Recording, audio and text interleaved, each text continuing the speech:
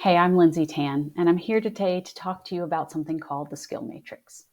See, it's one thing to recognize when you're overloaded and to feel that overload, but it's another thing entirely to have a strategy for unloading the right things so that you have more time for the things that matter most. That's where the skill matrix comes in.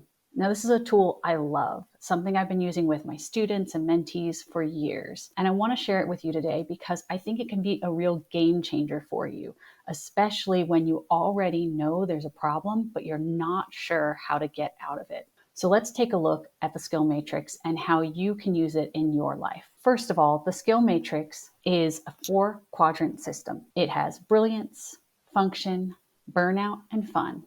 And each of these quadrants can tell you a different part of the story and help you identify what you need to lean into and what you need to get off your plate. So let's start with unique brilliance. This is something I talk about a lot. Unique brilliance is something that you have. It's something that everybody has. Everybody has their own unique brilliance, but very few people lean into it and leverage it to their advantage in their career. And that's one of the things I love helping people do is unlock that unique brilliance and develop a strategy that lets them do more of the work they love, less of everything else, so they can enjoy a lifestyle they really want. Unique brilliance is pretty simple. It's that perfect intersection between what you're most brilliant at and what you most love to do. Okay, easily said, less easily identified. So, how do we do that? Well, brilliance occurs on the upper right-hand quadrant of the skill matrix, and it's a gradient. So, at the lower left of that quadrant, you have things you're a little bit in love with and a little bit brilliant at. And in the upper right-hand corner, the far, far corner, you have the things you are truly, uniquely brilliant at. You love, love, love doing these things, and you are absolutely a rock star at doing them.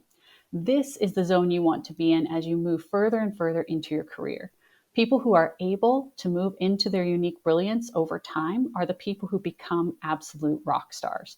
They're the people who do more of the work they love, are compensated and appreciated better, and are able to negotiate a better situation at work so that they can make room in their life for the life they actually want to lead. This zone of unique brilliance, and in general, your zone of brilliance, is where you want to be investing most of your time, especially as you've established yourself in your career. Unfortunately, not everybody is operating in this zone of brilliance. In fact, a lot of people are operating in the opposite side of things. This is the zone of burnout. This is the zone of things that take a ton of time and effort, and you don't enjoy doing them. In fact, you might downright loathe them. Now, what are these things I'm talking about? It's actually the exact detailed tasks you're doing from day to day. So instead of saying accounting goes in your burnout zone, you would say entering data into spreadsheets goes into your burnout zone, or calculating formulas in spreadsheets goes into your burnout zone, or tracking expenses goes into your burnout zone. On the other hand, if teaching is in your brilliance zone, you don't put teaching, you put one-on-one mentoring, lecturing to a large classroom, developing rubrics for my assignments. Those are specific tasks within a larger job responsibility. And the more minute and specific you can be in your task assignments, the more helpful your skill matrix will be for you. The problem is when you're in your burnout zone, not only are you unhappy, but you're also unproductive because everything takes longer. So you're dissatisfied with your productivity, and everyone around you is less satisfied. They still love you as a person, but they don't particularly love the work you're putting out. So this is a lose-lose situation.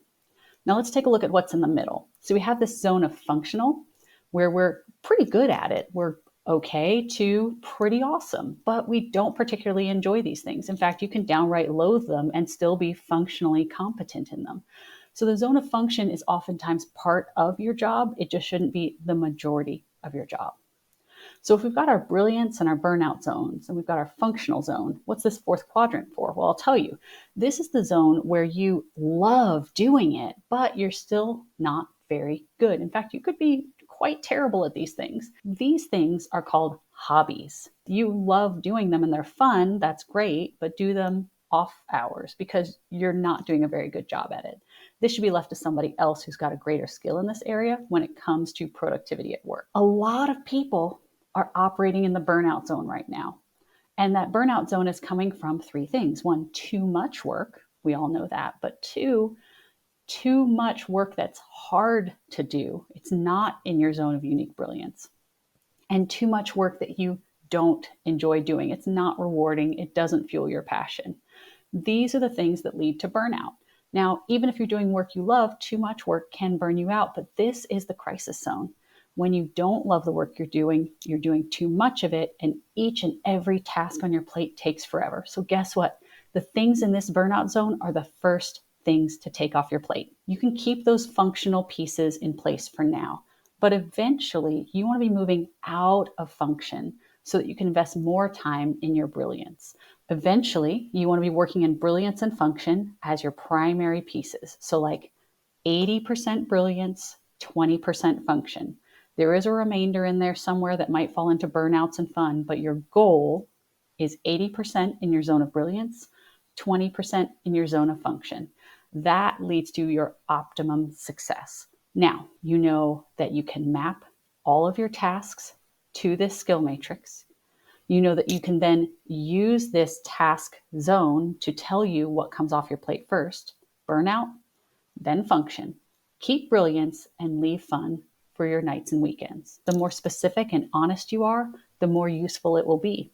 And it's not useful just once. It's useful over and over again throughout your career. Keep this worksheet in your back pocket. You can get a copy on lindsaytan.com for free. Just go there, scroll down a little bit, and download a copy for yourself. Again, keep it in your back pocket for the rest of your career.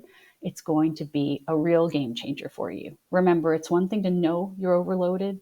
It's another thing to be able to get some of those tasks off your plate strategically. And that's what I do best. I help fellow thought leaders in academia to escape the burnout cycle. I want to help you lean into your zone of unique brilliance so you can reduce your workload, regain your quality of life, do more of the work you love and less of everything else. And most of all, enjoy a lifestyle you really, really want. Stay brilliant. I'll see you guys in the next video.